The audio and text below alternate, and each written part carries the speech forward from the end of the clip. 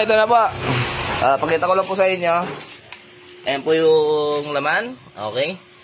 Kaya lang, andito nga po, sabi ko yung amoy, ATF. Ayan. Flash po natin. Ano problema nito, Ton? Problema ba? Wala. Wala naman. O, kunin mo yung tubig. Kala ko may problema na naman. Ito po ma'am, papasakan po namin. Dahan-dahan lang. Sige. Pero, hindi bukas pero umagos, no? Ayan. Okay. Ayan ma'am, may mga... Ayan po yung ano niya. Ayan. Coolant. Ayan. Asan yung ano? Ayaw nga pala. Limutan ko. Oo, yung ano. Oo. Yung mga bibilin lang na ano. Yung drain plug. Hindi ko alam sa'yo. Wala kang binibigay, ha? Kung ako idadamay.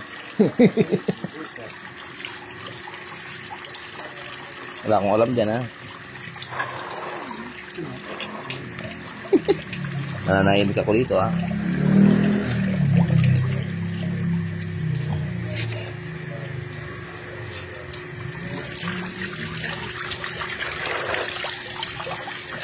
Tapos tanggalin mo yung lagayan na yan, ha? Sabunin. So, ganda yung pa-under. Baka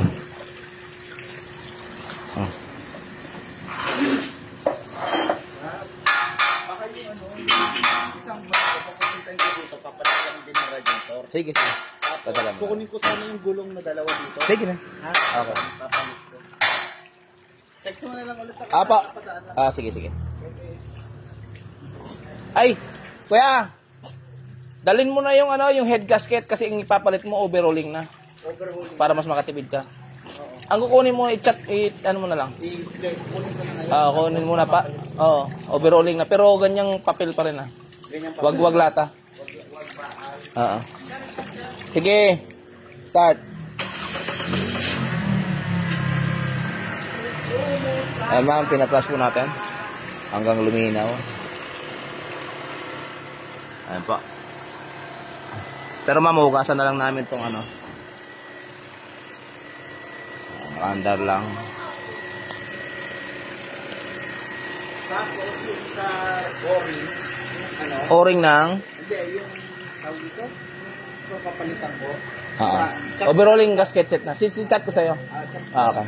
Sige.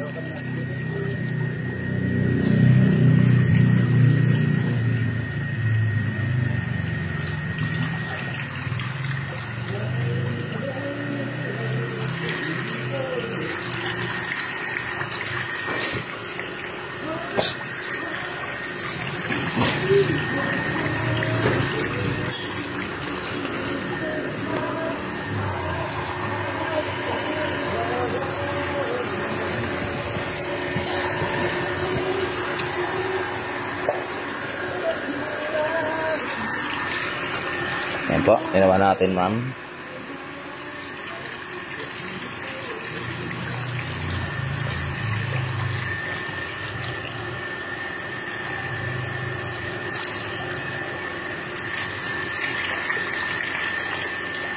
Para po malinis na malinis. Ano yung drain plug.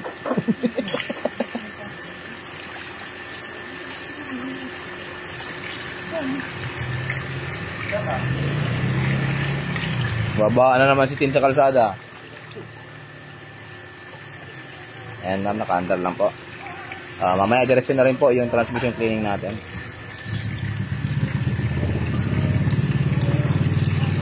And Chevrolet Spark mo ma'am.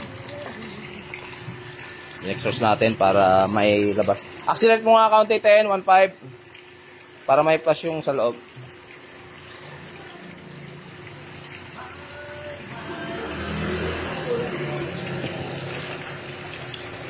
Sakto lang ha. G 1.5. G.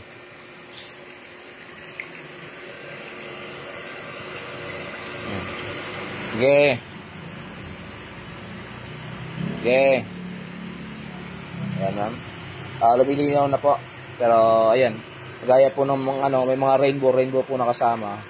Hindi po natin totally malalahat yan. Pero at least paano na-flush po natin bago namin palitan ng radiator. And sabi ko naman sa inyo, kasama na yung transmission. I-flashing din po yun. Ayan po.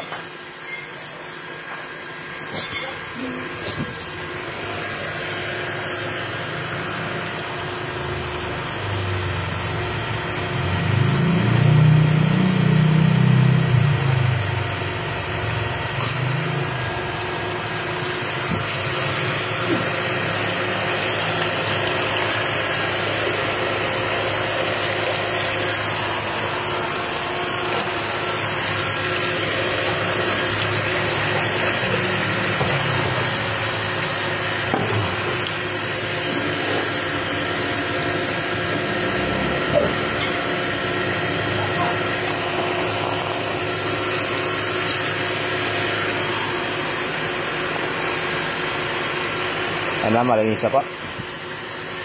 Basta tanggal tong ano, baso ha.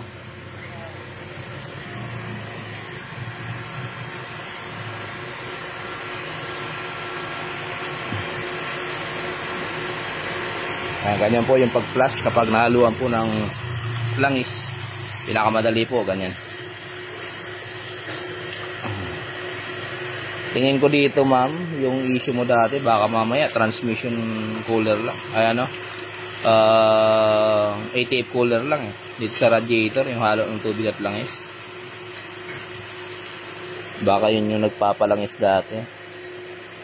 Ito kasi mga boss ay na-overhaul. In-overhaul dahil akala nga talaga doon yung problema. Kailangan talaga siguro sa mga ganitong unit, radiator muna bago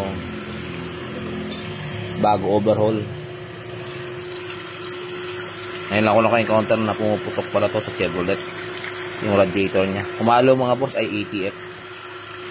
Yan po. Pag may problema kayong sakyan na naghahalo ng tubig at langis, hindi lahat pala ay ano. Dati naka-encounter na ako one time lang. Yan talaga radiator din. Pero ito, hindi ko alam na ganoon din sa Chevrolet. Okay na, patay na.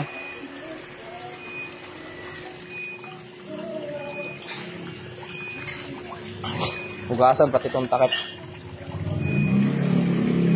Babad mo ng degreaser ha, para mawala yung oiling.